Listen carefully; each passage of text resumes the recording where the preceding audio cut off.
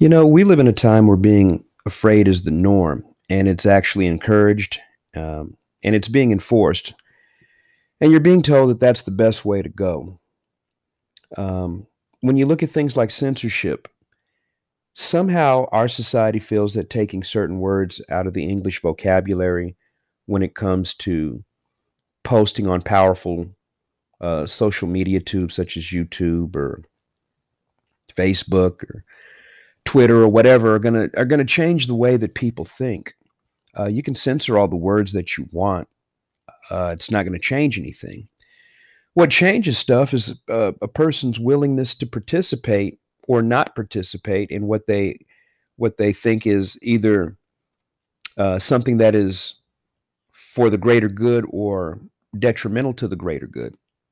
And a good example of this, and it doesn't matter which side of the coin you fall on. I'm just using it as an example to illustrate how most Americans have the choice to not be a part of something that they don't agree with, and that alone makes them powerful.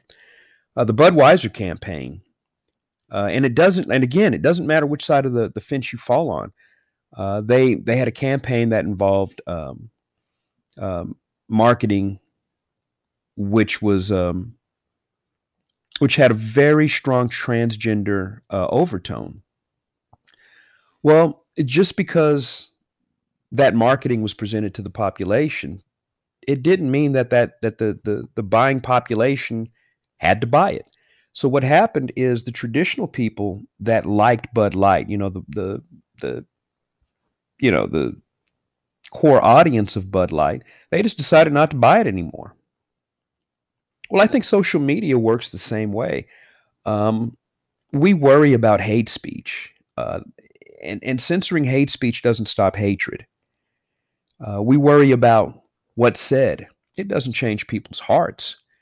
If your hearts are genuinely good, you're not going to support certain things. YouTube channels don't have to grow. These social media quote unquote hate groups don't have to grow if you don't like them. All you have to do is divest from them. All you have to do is not watch. And those things go by the boards. It's the same thing with racism and other forms of discrimination in society. If you really don't believe in it, then you don't buy in. You don't participate. You take your ball off that field and you go do something elsewhere. But for whatever reason, this big alarm is going off that hate speech is the biggest threat since um, nuclear war. Well, it really isn't because it requires a person to participate. I don't know that we should take away things that affect our kids so much as let our kids know that they have a choice as far as how they consume information and what that information means to them. Being afraid of everything doesn't eliminate it, and we've gotten to the point to where um, a fear-based remedy has been adopted as the remedy of choice. It doesn't work. And the thing is this: there are situations that happen that cause different groups to become more brave than they were. When people come into power, um, there are folks that feel what that person's saying, and they come out of the woodworks. It's not that they didn't exist before; it's just that there was no figurehead, so they stayed in the bushes. Well, when you censor things, these people still stay in the bushes. My thing is let them out. Let them out. Let's see who's who. Let's see who's on the playing field, and then we choose to not support them because they have their own means of gaining support anyway from people that already believe what they're saying, that already believe in their ideologies and their philosophies. You think by stopping the Ku Klux Klan from being able to post on Twitter that the Ku Klux Klan doesn't grow? If you want to find it, you can find it. If you're hell bent on being a part of something, then you're going to be a part of that thing. And suppressing some speech as opposed to other speech, it doesn't change anything. The innovations of the internet, you'll find it. There are things that I say, and I've seen. some of my posts abruptly stopped when people are starting to weigh in. People are starting to, I think on one post I picked up, um, I think it was like 100 views real quick in 10 minutes. And then it was 200, 300 views in 30 minutes. And then abruptly it stopped. And that happened with two of my posts.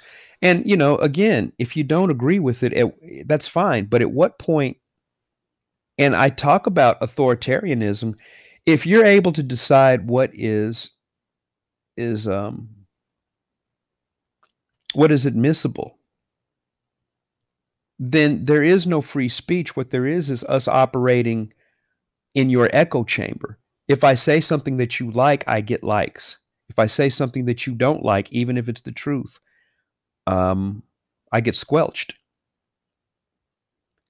And I really wish that the people would wake up and understand that all you have to do is be on the wrong side of that equation for it to affect you.